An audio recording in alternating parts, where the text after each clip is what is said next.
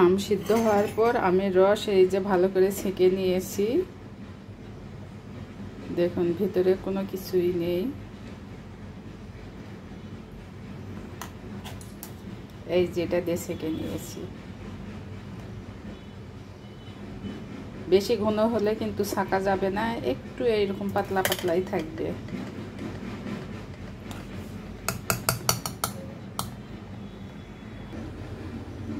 একটা কথা ভুলে গেছি, ওখানে 2 কেজি আম আছে। চিনি দিয়ে দিচ্ছি, 2 কাপ চিনি দিয়ে দিলাম।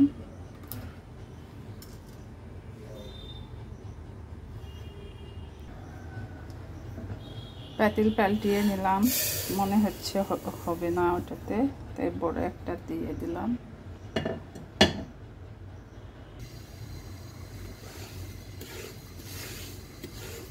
চুলা ধরিয়ে দিয়েছি।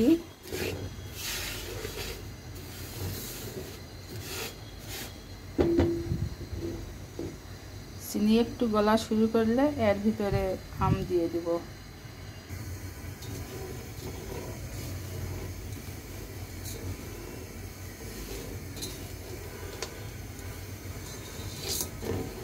এরকম নাড়তে থাকতে হবে, তা না হলে তিতা হয়ে যাবে। তিতা হওয়া যাবে না।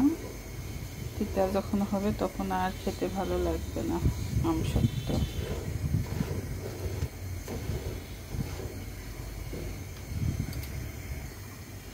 এই তো চিনি গলে গেছে, একটু একটু আছে, তাতে সমস্যা নেই। এখন আম দিয়ে দিব। আম দিয়ে দিলাম, ভালোভাবে নাড়তে হবে।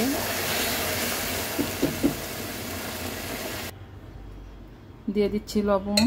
সিদ্ধর সময় লবণ দিয়েছি, তাই বেশি লবণ দিব না। এবার দিয়ে দিচ্ছি বিট লবণ। বিট লবণ দিলে বেশি ভালো হয়, তাই দিলাম।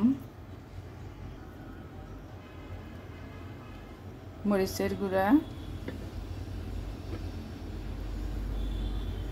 3 চামচ দিব। কেউ যদি ঝাল বেশি খেতে চায় তাহলে আরও দিতে পারে। এখন চুলার জাল খুবই আস্তে আছে।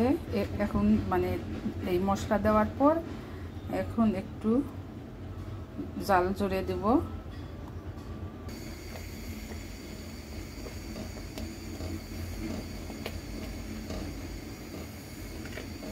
আর বেশিক্ষণ জাল দেব না, নামিয়ে নিব।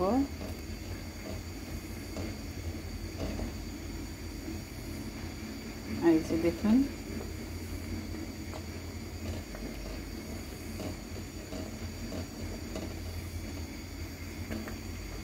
আপনারা যখন বানাবেন এরকম বড় পাতিলে দিবেন, তাহলে গায়ে আসবে না।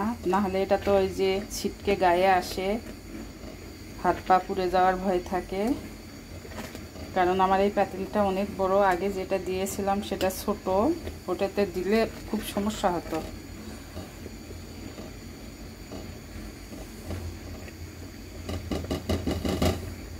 চুলার জাল বন্ধ করে দিব।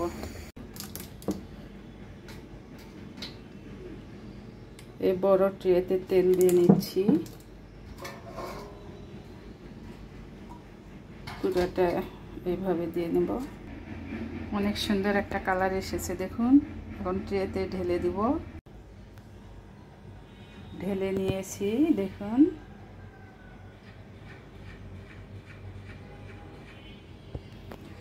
রোদে দিয়ে শুকিয়ে নেব।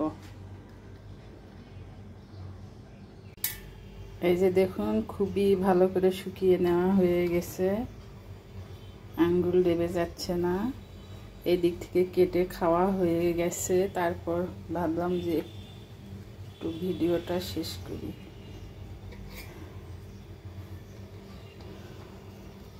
খুবই সুন্দর হয়েছে দেখুন। আমি একটু মোটা মোটা করে দিয়েছি যাতে দেখতে সুন্দর হয়।